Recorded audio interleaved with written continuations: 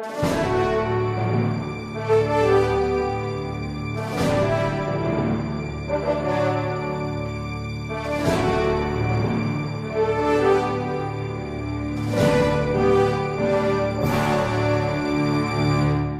Resposta Católica de hoje, gostaríamos de falar a respeito da integridade do sacramento da penitência, da confissão. O que é necessário para se confessar bem? Um aluno do site escreveu que, depois de 20 anos sem se confessar, procurou um sacerdote, fez a sua confissão integral, conforme é prescrito pela Igreja, colocando os pecados graves e as circunstâncias desses pecados graves. O sacerdote disse alguns conselhos, deu absolvição, mas não passou nenhuma penitência. E a pessoa pergunta se ela pode comungar mesmo assim. Bom, para que nós tenhamos o sacramento da penitência validamente administrado, basta que o padre tenha a faculdade realmente de absolver os pecados e a pessoa esteja arrependida. Esse é o mínimo, conforme nos diz o cânon 966 do Código de Direito Canônico. Para que a válida absolvição dos pecados, se requer que o ministro, além do poder de ordem, tenha a faculdade de exercer esse poder em favor dos fiéis aos quais dá absolvição. Então, o padre ordenado recebe do bispo a permissão de ouvir as confissões. Dali para frente, as confissões são válidas, basta que você esteja arrependido. Se ele pronuncia a fórmula da absolvição, o perdão dos pecados foi dado. Mas está faltando alguma coisa. É necessário que no processo não haja somente a fórmula da absolvição.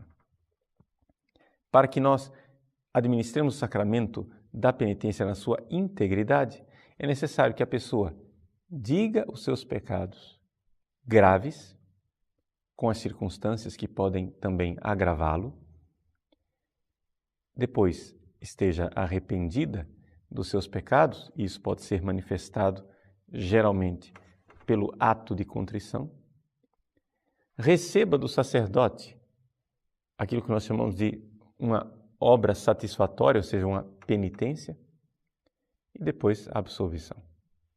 Essas 4 coisas para a integridade do sacramento. É claro que no momento de urgência, um padre pode tranquilamente, diante de uma pessoa caída no chão, num acidente, simplesmente pronunciar a fórmula da absolvição.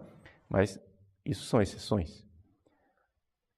O que nós temos geralmente é essa realidade. É necessário, número 1, manifestar os pecados graves. E isso está prescrito pelo próprio Código de Direito Canônico. O Código diz assim, que o fiel, número 1, deve estar disposto. É o cânon 987. Depois, o fiel tem a obrigação de confessar quanto à espécie e ao número todos os pecados graves, de que tiver consciência após diligente exame. Isso quer dizer que o fiel precisa falar dos pecados graves. É aconselhado que ele fale também os pecados veniais, mas a obrigação são os pecados graves. Esse é o cânon 988. Nesse sentido, a legislação canônica atual continua exatamente a mesma disciplina que foi colocada pelo Concílio de Trento. Não houve nenhuma modificação. Os pecados graves precisam ser manifestos. Esta é uma obrigação do penitente, mas é também uma obrigação do confessor de ouvir os pecados. Nem que seja minimamente, nem que seja uma pequena lista. Nós temos o caso de um outro aluno que nos escreveu dizendo que ele ia participar da liturgia, ia fazer uma leitura, estava em pecado grave, não se sentia disposto a subir do altar daquela forma, faltando alguns minutos para a missa, o tempo era breve, ele foi à sacristia, pediu ao padre para se confessar rapidamente. Antes que ele abrisse boca, o sacerdote já começou a pronunciar a fórmula da absolvição. Isso é inadequado. Ou seja, a pessoa precisaria, pelo menos, ter dito o pecado grave. Depois, os pecados veniais poderiam ter sido deixados de lado, mas pelo menos o pecado grave precisaria ter sido dito. Numa pequena frase, numa breve frase. Nesse sentido, esse sacerdote, ele infringiu uma lei da Igreja. No entanto, fique tranquilo, a sua absolvição foi válida. Só que o que nós temos aqui é uma dificuldade. Há uma diferença entre uma absolvição válida e uma absolvição lícita. Ou seja, você foi absolvido validamente, os seus pecados foram perdoados. Mas houve a infração de uma lei por parte do sacerdote, não por sua parte. Então, é claro, você fique tranquilo, mas o sacerdote precisava ter ouvido pelo menos os pecados graves.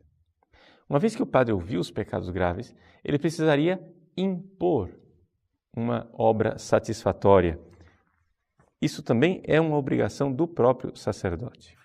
Vejam, isso está prescrito pela Igreja no cânon número 981, que diz assim: de acordo com a gravidade e o número dos pecados, levando em conta, porém, a condição do penitente, o confessor impõe as salutares e convenientes satisfações que o penitente em pessoa tem a obrigação de cumprir.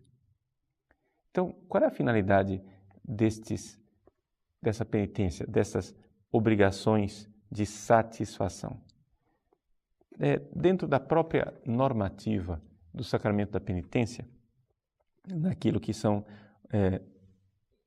a introdução do ritual da penitência, nós podemos ler o seguinte: é necessário que a satisfação seja realmente remédio para o pecado. Aqui está o problema. Ou seja, o padre dá absolvição. O pecado está perdoado, não tem dúvida nenhuma. Mas a pessoa continua doente. Ou seja, ela está perdoada, mas ela precisa fazer algo para se tornar uma pessoa melhor. É a penitência, é a ascese, é uma vida de conversão.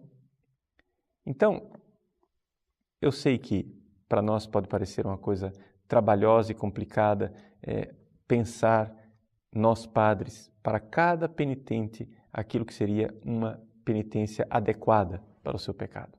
Para nós é muito mais fácil despachar o penitente e dizer reze um Pai Nosso e uma Ave Maria.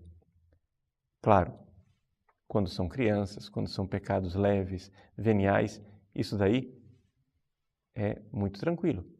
Mas quando a pessoa tem um pecado grave, ainda mais um vício, é muito adequado que se dê um remédio. Ou seja, algo que ajude a pessoa a sair daquela situação. Então, mesmo que o padre não imponha isso como penitência, nos conselhos que ele dá, ele deveria indicar um caminho de obras satisfatórias. Se o padre não quer gravar o penitente com um fardo a mais, ele pode dar uma penitência leve, mas convidar, exortar o fiel a fazer algo para melhorar de vida. É um pouco por isso que eu escrevi aquele meu livro, Um Olhar que Cura, o primeiro volume, porque é um livro voltado para ajudar os fiéis a saírem dessa situação. Portanto, respondendo à pergunta específica da nossa aluna, que fez a sua confissão depois de 20 anos, longe do sacramento da penitência, ela estranhou que o padre não impôs nenhuma obra satisfatória.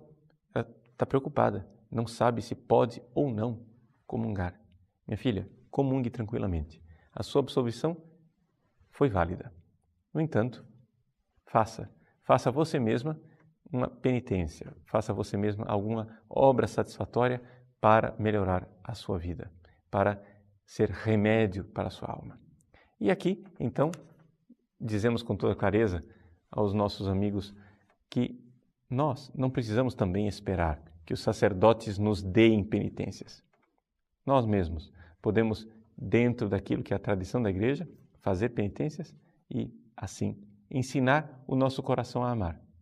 Neste mundo aqui, só é possível amar se nós fizermos alguma mortificação. Não é possível amar sem morrer. Não neste mundo. Lá no céu vai ser outra coisa.